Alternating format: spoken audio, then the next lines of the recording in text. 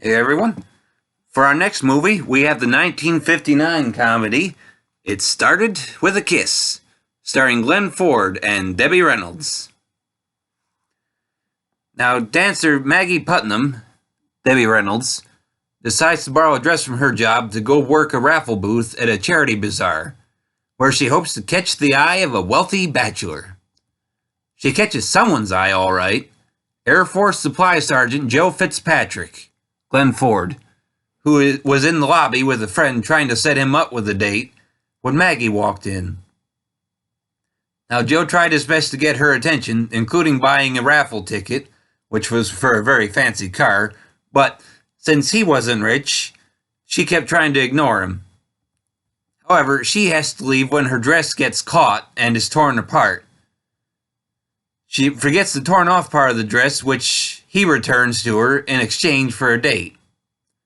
Now, on that date, when they kiss, just as an experiment, yes, it started with a kiss, I know, they decide to get married in a hurry. Now, of course, Joe has been on leave at this time, and so he has to take off for Spain pretty quickly, leaving her with instructions to join him shortly.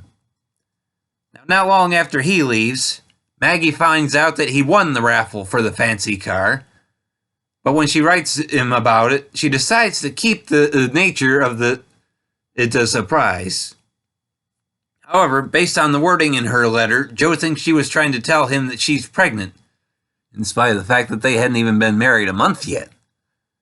Now, when she arrives, that matter is quickly cleared up, but in between that misunderstanding and how the Air Force personnel are reacting to her manner of dress, she decides they need to base their marriage on more than physical attraction, and gives him an ultimatum of no sex for 1 month, or she leaves.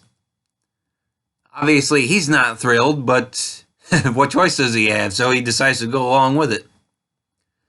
Little does he know how much trouble her ideas about wealth and their new car are going to cause him, with it attracting the attention of the ambassador, who really doesn't seem to want the Air Force personnel to give off ostentatious displays of wealth amongst the Spanish, as well as gain the attention of the Marquesa Marion de la Rey, Eva Gabor, and her friend, the bullfighter Antonio Soriano, Gustavo O. Rojo. And he also finds himself interested in Maggie, too. Now, it's been said that this movie was being planned as early as June 1957 when producer Aaron Rosenberg bought the property as part of his new contract with MGM. The plan was to use the original story writer, Valentine Davies, to write the screenplay, although that ended up being handled by Charles Lederer, or at least credited to him anyhow. Now, the movie rather famously made use of at least one gag previously used in the classic screwball comedy Bringing a Baby, in which, at least in this movie, Glenn Ford accidentally tears Debbie Reynolds' dress, like I said before, and then he has to walk in set with her to help her out of the room while hiding the torn dress. Now, the movie also made use of the concept car Lincoln Futura, which would rather famously be used again a few years later on television as the Batmobile in the classic TV series Batman, although obviously with a slightly different paint job. Now, I know this is one of those movies that seems to have mixed reactions with audiences, but I happen to be one of those who like it. Now, for me, Glenn Ford and Debbie Reynolds work well together and play off each other's comedic timing real well. It's easy for me to understand why they were quickly teamed up again for the movie The Gazebo. Now, throw in other fun comedians here like Fred Clark as the Air Force general who has to deal with all of the problems, including near the end of the movie when Debbie's character accidentally gets into his bed instead of her husband's, and all the fun that entails. Plus, two people who would work together on television a few years, even if they didn't really share many scenes here. Ava Gabor and Edgar Buchanan, who would work together, admittedly mostly for crossover appearances, but on the TV series Petticoat Junction and Green Acres.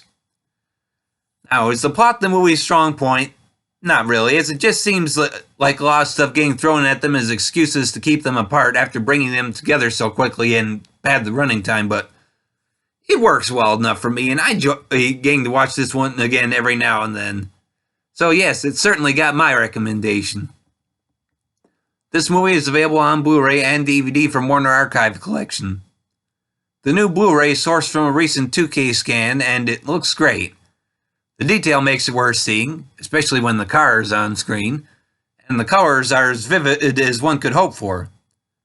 Honestly, let's keep this simple. It's a Warner Archive release, so for the picture quality alone, it's worth it. The movie itself is 1 hour and 44 minutes in length. Well, that should be all I have to say on this one, everybody, so thanks for listening, and I hope you'll keep coming back for more.